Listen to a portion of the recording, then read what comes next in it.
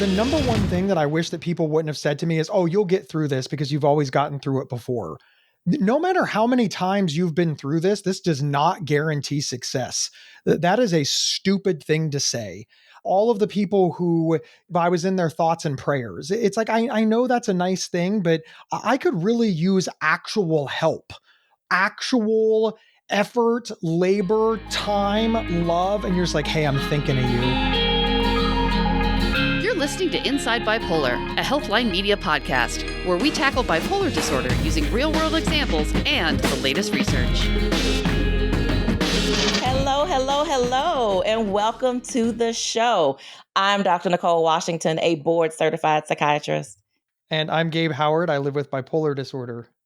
And today, we're flipping the script a little bit. If you listen to the show, you're probably thinking, why is Dr. Nicole talking first? Well, today I get to interview Gabe. Are you ready? Of course I'm ready, Dr. Nicole. I'm used to going first, so I've actually had a little extra time to prepare. So what you all are not aware of is that in Gabe's bipolar disorder journey, he has had a recent mood episode. And as his partner on the show, I have gotten to see firsthand what this looks like. And honestly, I will say for me, it's been a little bit different because I'm usually on the I'm your doctor side of the episode. I'm not usually on it's my friend who is sitting here with me kind of going through this and dealing with this. And so I'm excited too about the ability to interview you and to ask you questions, not only as the Dr. Nicole, but also somebody who cares about you and who has seen you go through this over the last several months. It's sort of fascinating for me too. While I was going through this, there was this idea in my mind that this would be content, like I should talk about this. I'm used to using my lived experience, but I didn't want to share it while it was going on because you don't know how it's going to end. I'm not trying to be pessimistic or scary, but what if I would have been hospitalized? What if it would have gotten worse? What if I don't want people to watch that live and worry?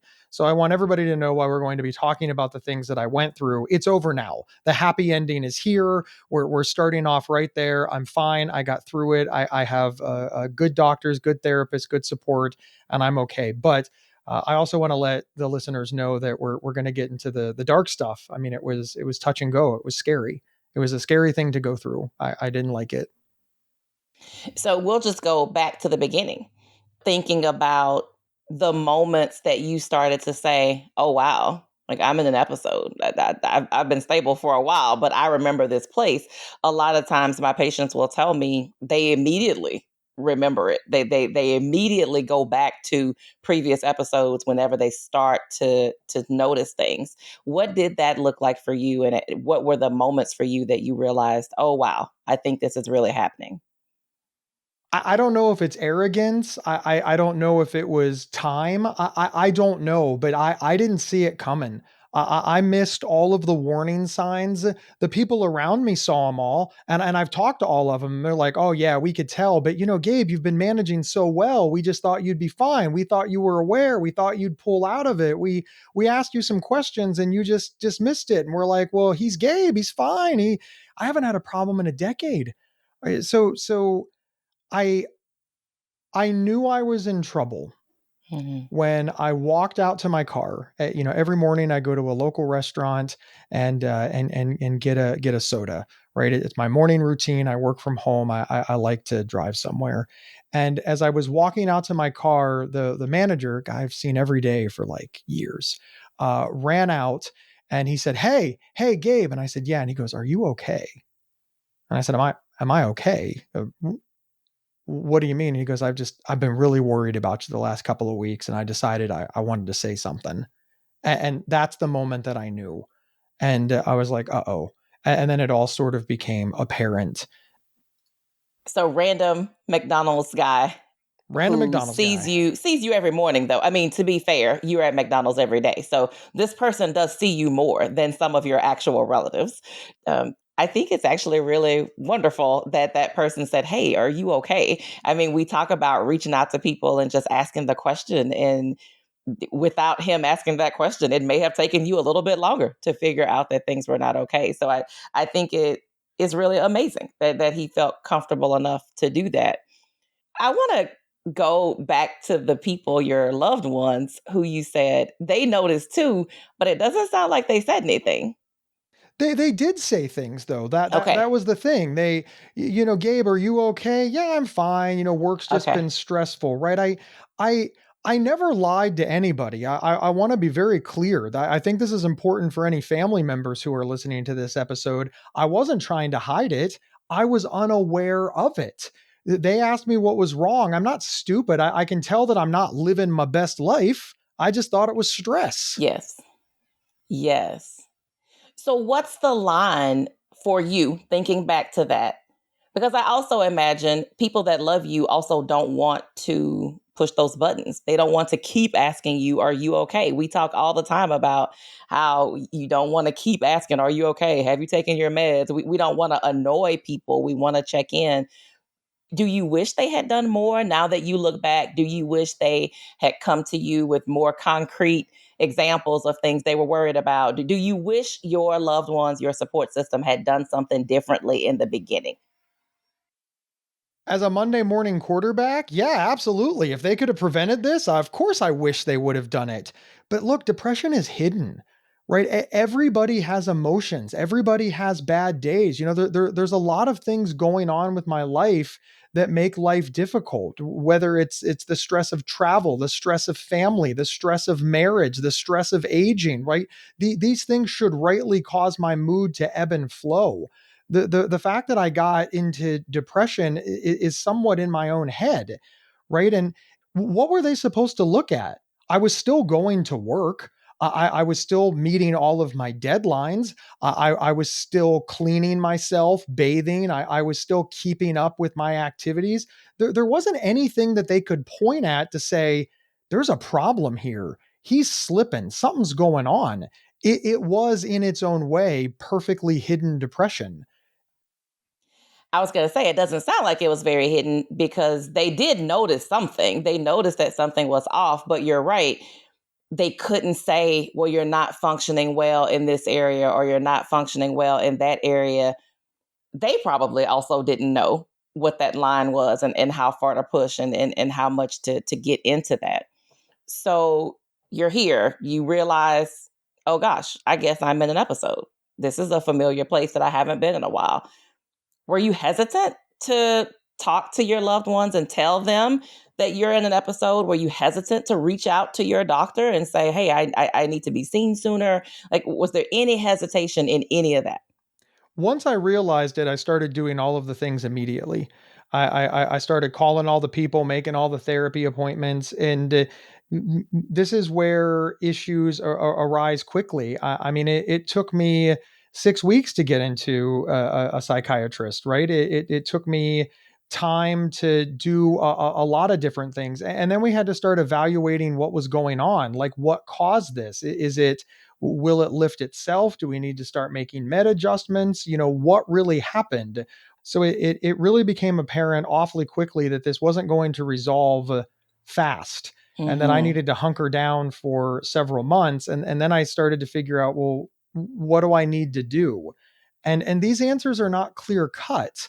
I This was a really stark reminder of it, in some ways, how limiting like our podcast is, because it's like, hey, I've got all these great ideas, all these great takeaways, all these reframes, all these ways to think about it, and that's all fantastic, and I'm proud of the work we do, Dr. Nicole. But really, we're solving serious and persistent mental illness, bipolar disorder, and symptomology in a 30-minute chat. Like, it's I almost hated the work that I did in the same moment, because I was just like, what's the point of any of this? What's the point of any of it? So even with you being already established with a therapist and a psychiatrist, it still took you a while to be able to get in for an appointment when you started to notice that things were not going well. Oh, yeah, it was not a fast process. I'm already established patient. I mean, I suppose if I would have started pounding the "I'm suicidal" 911, really screaming, maybe I could have gotten in faster. But I called up on the phone, they evaluated me, they talked to me, and they're just like, yeah, you can wait.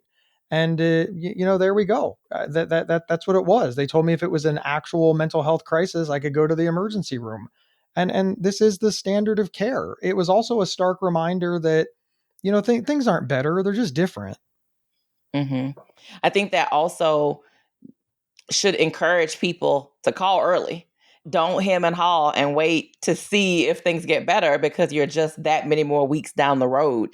Calling early is the answer. Is there anything that you did during that waiting period? So here you are saying, okay, I'm depressed. It's official. I am in a major depressive episode. I have to wait a month to get in to see my psychiatrist. Is there anything that you did different than you normally do during that waiting period? So yes and no. First, I'm really careful to pay attention to things like sleep and my routine, and not to overextend myself to make sure that I'm managing bipolar disorder well. I'm also very careful to check in with the people around me if I think that something's a little off. Right? I never trust my feelings because my feelings are just all over the place. I always evaluate things intellectually. So I still did those things, but things went into hyperdrive. Right? I was really careful about going to bed. I was really careful about getting up on time. I was really careful about making these decisions. And I realized, okay, now is not the time to make any decisions.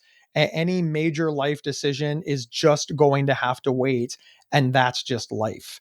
I canceled some recordings. I canceled some work things because I did not know that I could present the product that I wanted to, and I didn't want this to affect my future. Canceling an event is a bummer.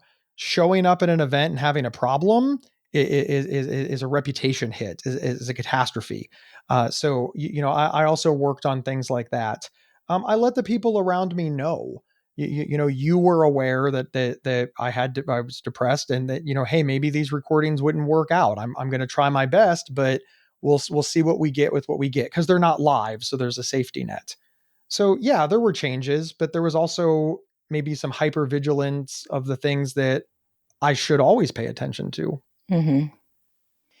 Most people who go years and years and years without an episode, who then come to me in the middle of an episode, experience some level of internal frustration, some level of feeling like they somehow did something to make this happen. Did you go through that with this particular episode? Oh yeah, I completely blame myself. It was all my fault. Everything was my fault. It's because I make bad choices. It's because I don't pay attention. It's because I got old. It's because who knows. I mean I found ways to lie awake at night and blame everything. I really wish that I could articulate into words the brutal beating that I gave myself. But I don't know that even I can come up with the right analogy for that. It was just ever present. I felt worthless, miserable, and to blame 24/7 for the first couple of months, and it was very difficult to find any respite from that. Did you have any special conversations with your primary support system? Did you call a meeting? Did you say, okay, listen, y'all, something is not right. I'm in an episode. Did you have those formal conversations with people who are a part of your team? It sort of. I mean, it was kind of a, hey, I just realized that I'm experiencing a lot of depression. They were like, yeah, no, no, duh. They kind of realized it. One of the members of my support team was there all those years ago. So, she knew exactly what to do because she had been through it before. So it's like, yay, nostalgia. But my wife, she had never experienced it. By the time we met, I was a success. I was awesome. I was well adjusted, and she'd heard stories, but they were always stories. She'd never seen it, and this was a challenge because all of those things that I warned her about, she's now suddenly having to see and put into practice. And this is also a problem for me because I liked it better when she was just hearing stories about depressed Gabe. I didn't like it that she was seeing depressed Gabe, and that made me feel like I've lost something. Like I've maybe I've lost an edge in the relationship, or maybe she's now going to leave because who wants to be married to a mentally ill guy? Hard stop. But who wants to be married to a mentally ill guy who's symptomatic? So that was a really big burden. I was afraid that she would leave, because that's what depression does. Depression takes you to the most catastrophic outcome for everything. But I used my coping skills and my rational brain to say, hey, look, it's in sickness and in health. And why do you think so poorly of her? She's just going to leave you because you're sick. Why would you want to be married to that person who leaves you when you're sick anyway? Also, you're not thinking very highly of her if you believe that she would do that. But once again, your rational brain tells you the right answer, but feelings are, they envelop. They pull you down. They keep you up at night. They scare you. Emotions are strong, and facts are just not quite as strong. But I had good coping skills, good experience. I'd been through it before, and at no point did I ever believe that this wasn't going to end. I always believed I was going to get through the other side. I just thought it was going to be hell, and it was. It was hell. It just I don't know. But I did beat myself up. I beat myself up constantly, and honestly, I forgot.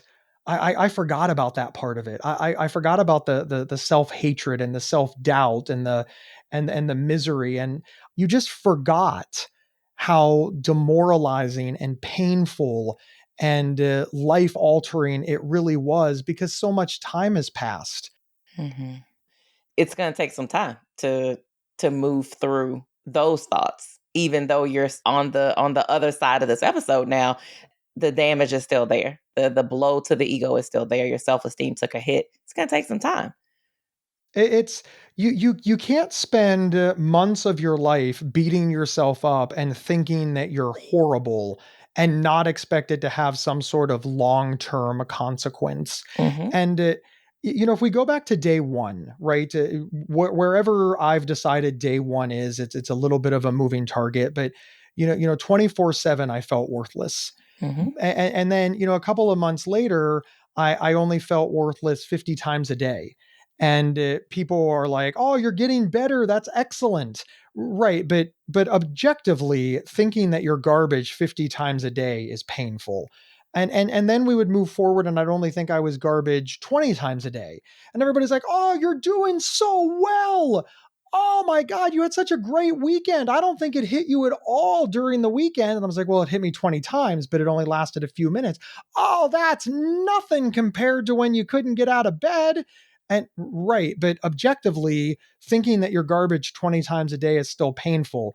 And then you move forward, and somebody's like, "Hey, you're finally starting to enjoy the things that you loved. You went to a concert, you went to a movie, you went to a play, you went out to dinner. So, oh my God, that's wonderful. That's great." And all you can think of in your head is, right, but then I went home and cried. Yes, I had a wonderful time, but then when all of that passed, and instead of that happiness like swelling up in me, I had this huge letdown that, well, I'm garbage and I'm probably going to die and never get to go to a concert again.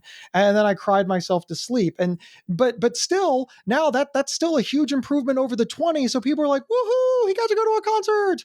And all of these things are objectively, they're all awful. They're all terrible. But because it follows this pattern of improvement, people tend to fall away. So was that annoying to you? It sounds like the people in your lives were doing what they thought they should do to be supportive. They thought they were doing the right thing by pointing out the improvement and trying to stay positive, and that was their way of trying to support you through this. But was that annoying to you fundamentally? Was it like, shut up? I Yes. don't. Okay. Yes and no. I mean, this is where it's difficult.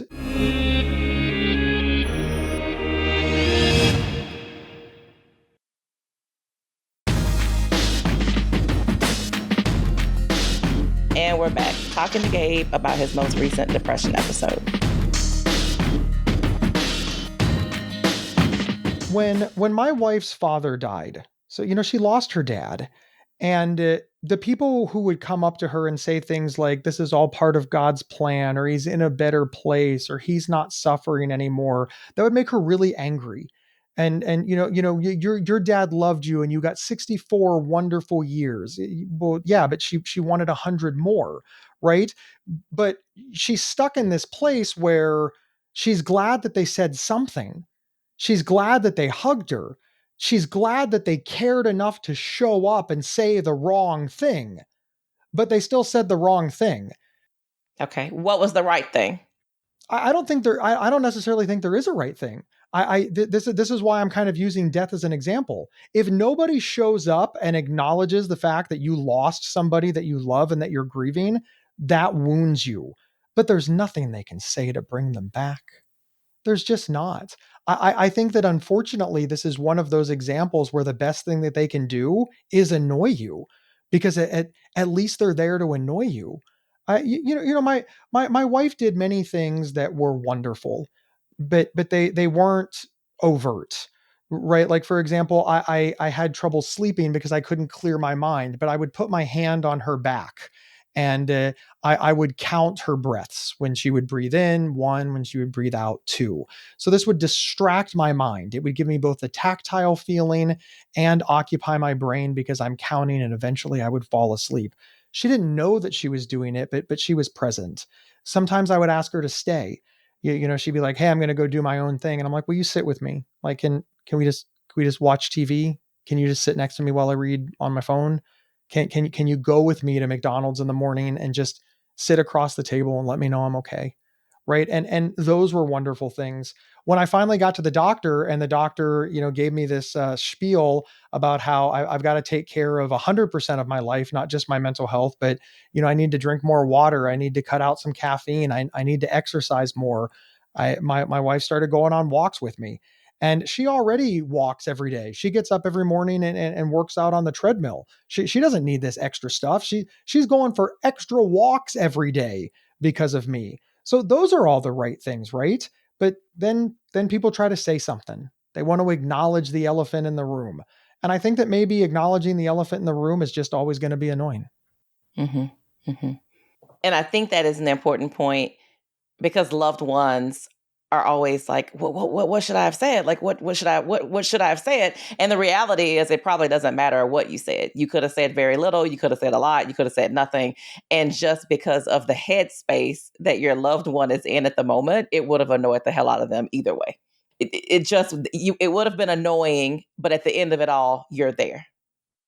I am very appreciative that they were there. And that is, when I got through it, what I remembered. I do remember them being annoying, but depression is annoying. Mood episodes are annoying. Why would I remember this positively? The fact that I have negative memories about this experience is actually quite on brand. It's a negative experience. And the people who are involved in it are going to get some of that negativity rubbed off on them. So, uh, to our listeners who live with bipolar disorder, cut people some slack, right? They're Yeah. just doing their best.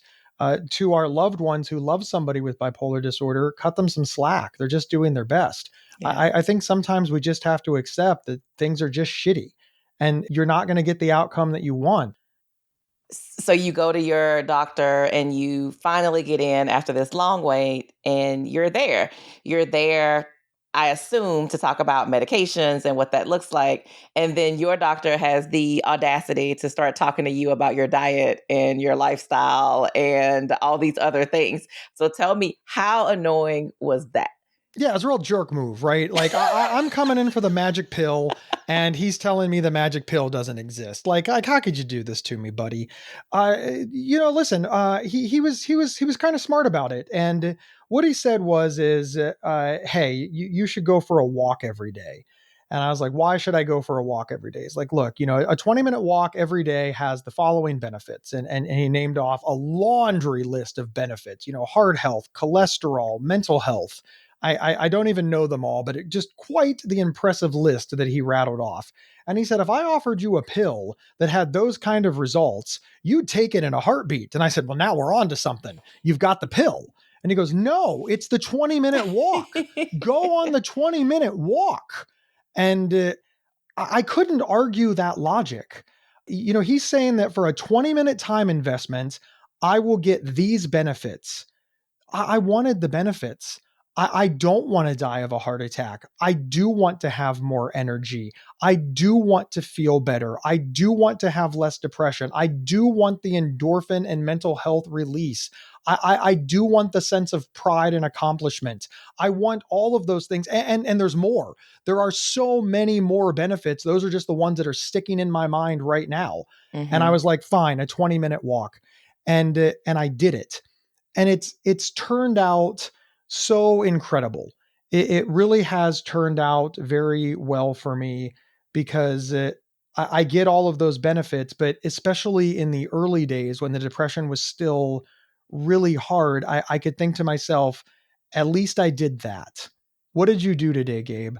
I went for a walk. And for me, the 20-minute walk turned into a half an hour walk, turned into a 45-minute walk, turned into an hour walk, turned into an hour and 7-minute walk. It takes me an hour and 7 minutes to walk the route that I have picked, which is 4 miles. And I've got this little app on my phone that tracks it, and it's kind of nice to see like the little graphs and goals, and it gives you little icons when you hit like certain step counts, etc. So it's been really nice to see the progress in writing on my phone. And the app was free. It didn't cost me anything. I didn't spend any money on this.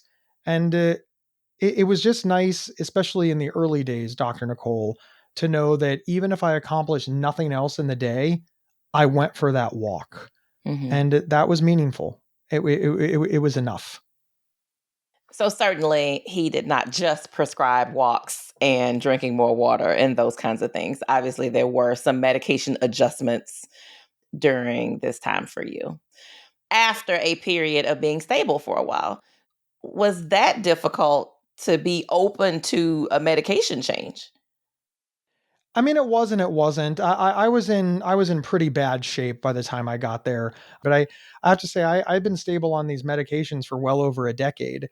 And one of the first things that he said is, "Yeah, you've been stable on these medications for well over a decade. Some of them aren't even prescribed anymore, right? They're not frontline treatments. I mean, science has really evolved over the last Mm-hmm. 10, 15 years." One of the medications that I was taking, I was literally prescribed within the first year of being diagnosed with bipolar disorder, all the way back in 2003. So I'd been on this medication for 20 years at this point, and they're like, it's just really not a medicine that's a frontline treatment anymore. There's dozens that have come out since then.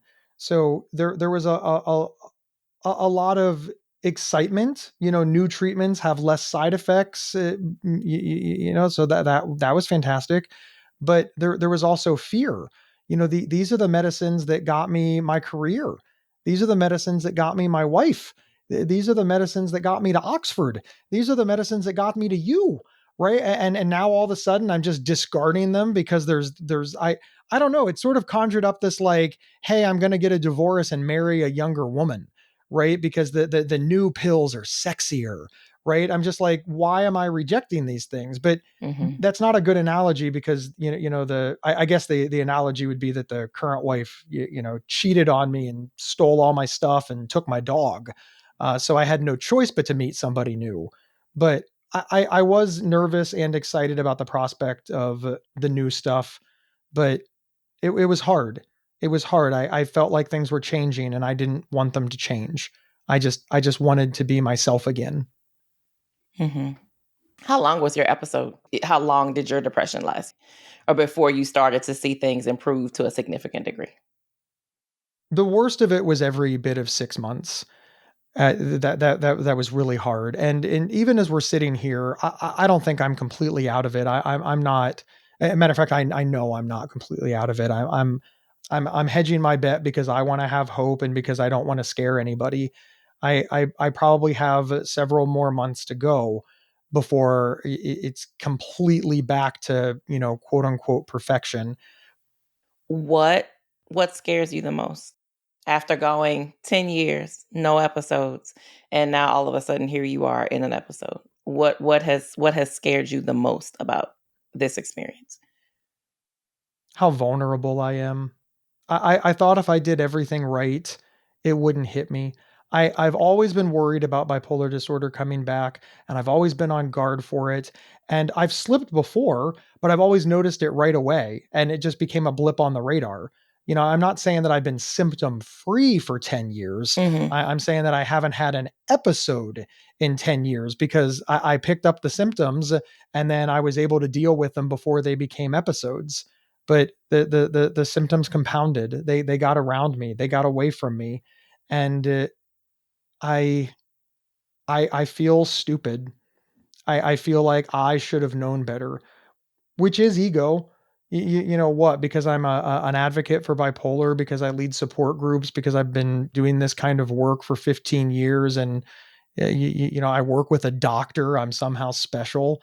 Like that's just arrogance, right? And I'm a little disappointed in myself for getting caught up in this idea that somehow I could or would or should do it better. But I thought that I could and would and should do it better. So I'm I'm embarrassed. I'm embarrassed. I'm embarrassed for myself. It's shaken up my worldview, and it's made me realize that I'm vulnerable, and I'm always going to be vulnerable. And I don't like any of that. I don't like any of that. Mm-hmm. So we could go for hours just talking about this episode, because I think your willingness to open up about this can be invaluable to someone who's listening, who's dealing with bipolar disorder. But we can't stay here all day because, we have jobs and lives and things. Hey, speak to yourself. I'm not a doctor in real You got life. time. This is my job. I can do this all the time. I speak for a living. As long as I'm talking, it's working. Right? This is fantastic. You're the one who we can't figure out why you're here. Yeah. Oh, I got all kinds of reasons why I'm here. So thinking back. So thinking back over this episode, over the course of with 6 months being the dark place, thinking about that, and now you have a clearer view of everything that happened during that time. You have a clearer view of people's interactions with you. Name something for me, if you can name one thing that was the best thing that someone did for you or said to you during this episode. Hey, are you okay? So just asking the question. Yeah. Yeah, just asking the question, but it came from the right source. This really, I have said at least 10,000 times in my career, sometimes you are not the best person to help your loved one. I say this to moms, I say this to dads, and I always say, is there a grandma? Is there a sibling? Is there an aunt? It's not that my wife or my mom or my dad or my best friend didn't ask me if I was okay. It's just that they always ask me if I'm okay. Mm-hmm. They're always checking in with me. They love me. I'm always checking in with them. It becomes the how are you fine. Mm-hmm. What this person did was aberrant. It was jarring. He didn't even say it in like, he like took it really seriously. I sat in that restaurant drinking my Diet Coke for an hour and a half and he didn't say a word. He followed me out to my car and looked me in the eyes and asked me. All of that was vastly different than, hey, are you okay? Yeah, I'm fine. Oh, okay. He says he's fine. That made all the difference. And I that made all the difference. Gabe, I am super thankful that you trusted me enough to even interview you for this episode. I mean, I think this took a lot of courage, and I don't know a lot of people who could have done this. So I do thank you, because I think that the people that listen to this show are going to gain something from this. Thank you, Dr. Nicole. It's important to me as somebody who people look to that I don't just talk about the things that go well, because then it creates this illusion that bipolar disorder can be cured and defeated and it's never going to rear its ugly head again. And then when it does for people, they feel alone and they don't have examples of other people who are suffering. So I've always tried to share the good, the bad, and the ugly. It's just what I decided to do. So I'm glad I did it. Thank y'all so much for listening to the show. As always, you can hit us up with your ideas and feedback at show@psychcentral.com. And we also need a little favor from you. Wherever you downloaded this podcast, please follow or subscribe. It costs you nothing. It's free, and you don't want to miss a thing. Do us another little favor and recommend the show to people you know. Bring it up in a support group. Share it in your family text thread. Share it anywhere.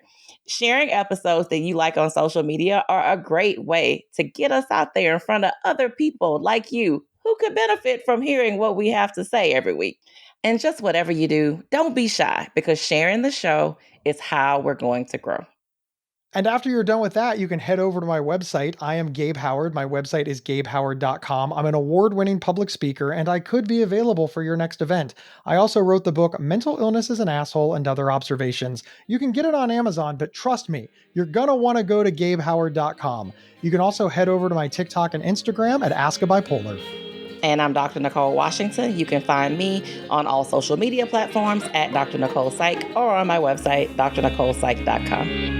And we will see everybody next time on Inside Bipolar. You've been listening to Inside Bipolar from Healthline Media and PsychCentral.com. Have feedback for the show? Email us at show@psychcentral.com. Previous episodes can be found at psychcentral.com/IBP or on your favorite podcast player. Thank you for listening.